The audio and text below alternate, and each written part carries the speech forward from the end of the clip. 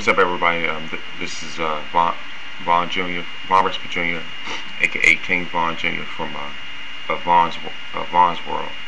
Um, and so tonight I want to talk about this past Friday's 50th anniversary of Wilt Chamberlain's 100-point game. And I just want to know your take, your input, on the chances of that record being broken, or do you think it will ever be broken? You know what I'm saying? So, I just want to give my input, because just recently, as of about a few moments ago, at least an hour ago, I wrote a complete article about it. I know I was a little late as far as celebrating it that day, but I decided to kind of strike the iron, strike the iron while it's still hot, and and just Chamberlain's season, in general, was just like the numbers that he put up were absolutely insane. I mean, 50.4 points per game, along with over 4,000 points per game. Over 4,000 total points. He's the only player in NBA history to ever do that, amass those type of numbers, along with 25 rebounds per game. You know what I'm saying? And so, and of course, in that 100-point game, Chamberlain had his best free throw shooting night of his entire career, 28 of 32. I mean, the guy looked like Larry Bird, more so than Shaq at the foul line. And of course, and just a few tidbits. It just so happened that was the one game that was never ever finished, and there was even a video of Wilt Chamberlain himself saying that the game was never even finished.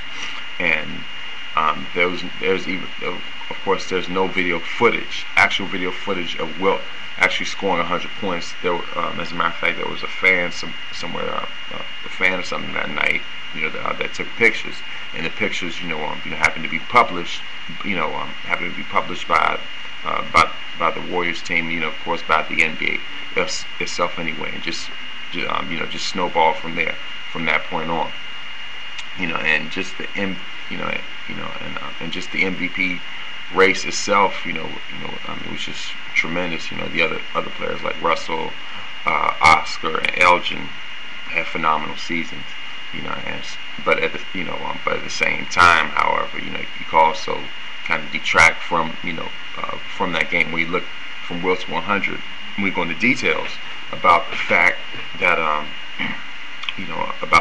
Wilt was a tremendous ball hawk, and he killed his teams, and it kept them from going any further. Like for the most part, Wilt wasn't the type of guy, who really made his teammates better, really improved them. With the exception of, with the exception of that season where he led the league in assists, and eventually or at least the time that he eventually sacrificed his numbers, like when he joined the 76ers, and helped them win that title, and helped the Lakers win the title. But for the most part, his legacy is known as being, as being someone who was obsessed with statistics, obsessed with his own personal statistics at that. So you could look at that as you could look at the 100-point game in that season in general both ways. For how astonishing those numbers are, which they were, of course, no doubt, and B, also, you could also take it in perspective and take it into context about the fact that Wilt was an extreme ball hawk, but at the same time, that's a very mythical, figure. What I'm saying? Wilt the person, or Wilt the player / person, and that game itself, both, both are very mythical. What I'm saying? Chamberlain the player, and of course his his statistics, especially that game. Like I said, it's pretty much like Wilt's 100-point game, it's pretty much like a two-edged sword. You can look at the positives, and you can look at the negatives, and I just say all this to go further along with my point. And one of my points is the fact that many players, many players, from different sides, say that either players and fans was say that either A, the record cannot be broken, and B, it can be broken. I'm one of those people, who believes that it can never ever be broken.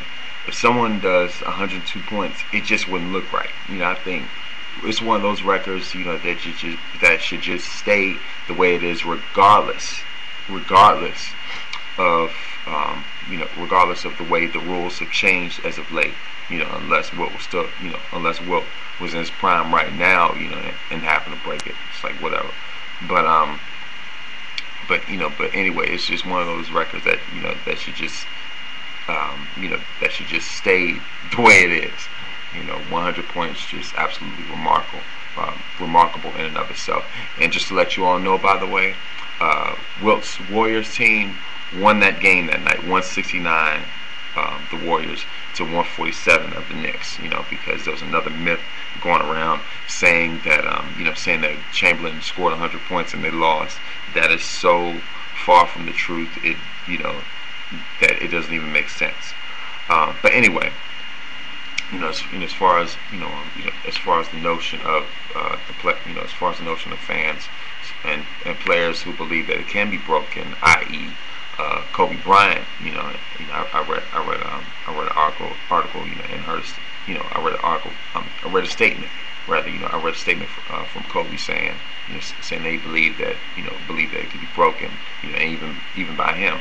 Well, sir, all I have to say is, if it could have been broken, if you could have broken it, you could have broken it a long time ago. As a matter of fact, Kobe, you could have broken that record the night that you scored 81 against the Raptors. You could have very well had your chance, had your opportunity to break that record of 100 points against a bottom feeder team like the Toronto Raptors.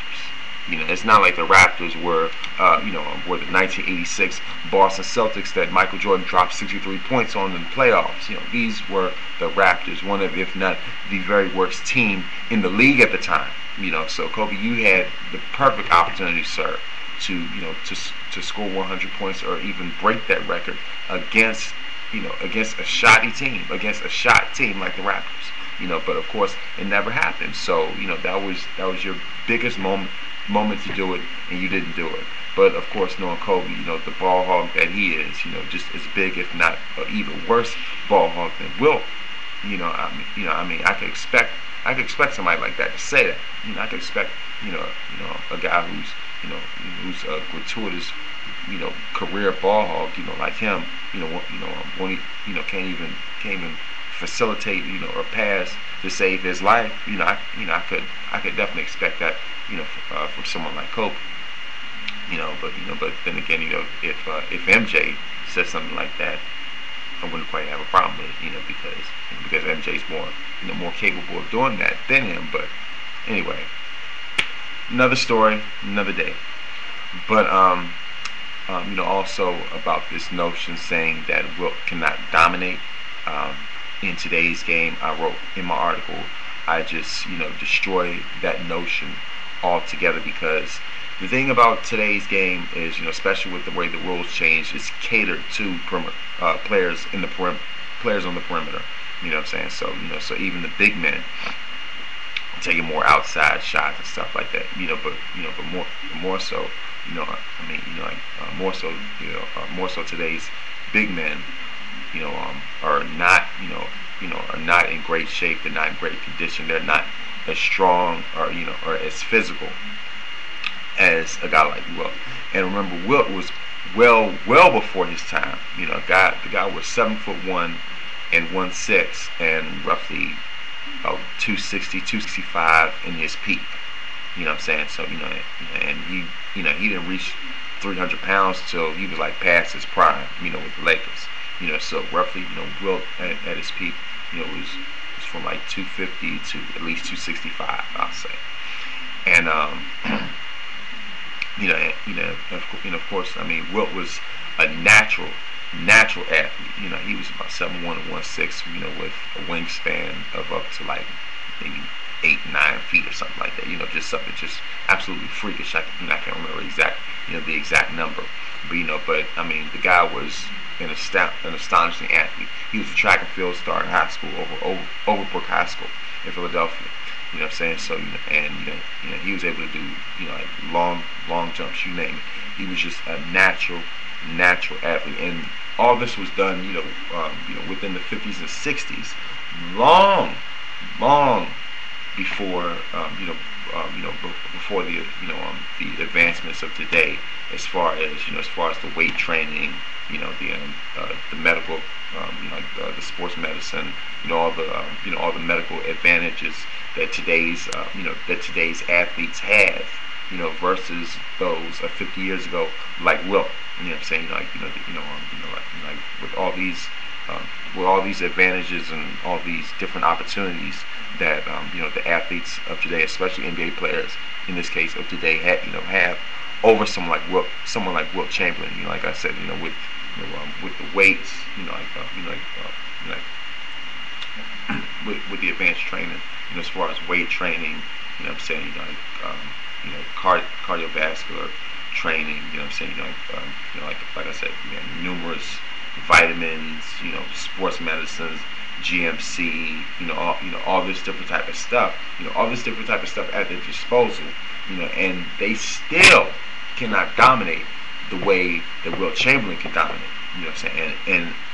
And Wilt did all the things that he did, and he was in the shape that he was in without any of these advantages. So, so my other point is that if you take Wilt from that time, from like 62, and put him in 2012, and you give him these advantages, he's going to do what Shaq did times 20 at least.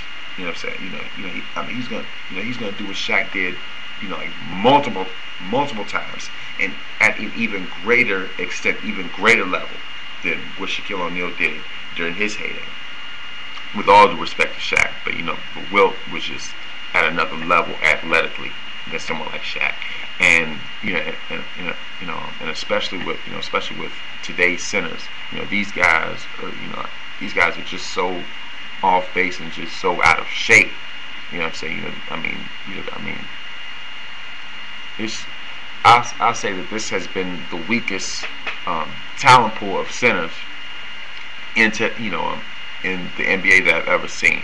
You know what I'm saying? Anytime you have someone like Tyson Chandler, who's supposed to be a defensive enforcer, with all due respect, but yet I found out that the guy is average like 1.1 blocks per game. That's laughable. Someone like Hakeem Olajuwon in his prime averaged 4.6 blocks per game in his prime, by the way. Anytime someone like that, like Chandler or Bynum, is a standard, or Dwight Howard, is a standard for defense, that's a serious problem. The only guy, the guy who has the best chance out of these centers today to guard Wilt would be Dwight Howard. But even then, he would get emasculated. He would get destroyed by Wilt Chamberlain. He would get, he would get eaten alive, eaten for dinner. Someone like Tyson Chandler would be, but I'll say it like this: Chamberlain would eat Dwight Howard for dinner. He would eat Tyson Chandler for lunch, and Andrew Bynum for breakfast. He would throw these guys around like rag dolls. Chamberlain would throw these guys around like rag dolls, and small children. It's just a joke, the way the center position has become in the NBA. These guys, like I said, with the advantages and with the equipment these guys have, they should really be able to dominate. And they are all without excuse. These guys can barely even average like 10 points a game. And you mean to tell me that Wilt cannot dominate today's game? And of course, of course, during Wilt's time, during his career, he's played against Hall of Fame players. So let's just throw out this idea that he dominated, dominated a bunch of short white guys. You know what I'm saying? That were like 5'10" or something. I'll say it like this. Here's Wilt's competition. Each of these guys I'm naming are in the Hall of Fame. Bill Russell, Kareem Abdul-Jabbar, Willis Reed, Bob Lanier, Walt Bellamy, Nate Thurman, all within the range of 6'9", 6'10" and above. And of course the toughest guys he played against, were Bill Russell, Kareem, and Nate Thurman. Those were his toughest competitions. Well, at least in his prime, his toughest opponents were Russell and Nate Thurman. Of course, and they ranged, and they were the same height that the average centers of today are. So of course there's no excuse. So that gives even greater weight to the point of Wilt dominating in today's game. That actually gives it even greater validation about the fact that Wilt Chamberlain would easily dominate today's game, even more so than what he did in his time. So if you thought Wilt Chamberlain went on a rampage, in his heyday, imagine what he could do in today. I'll say it like this. As a matter of fact, Wilt has said it before that the centers later on couldn't even make Overbrook High School. I'll say it like this: today's centers would not only would not make Overbrook High School, they wouldn't even make Eleanor Roosevelt High School or Charles Flowers High School. It's just ridiculous. Just let me know what your take is on this topic.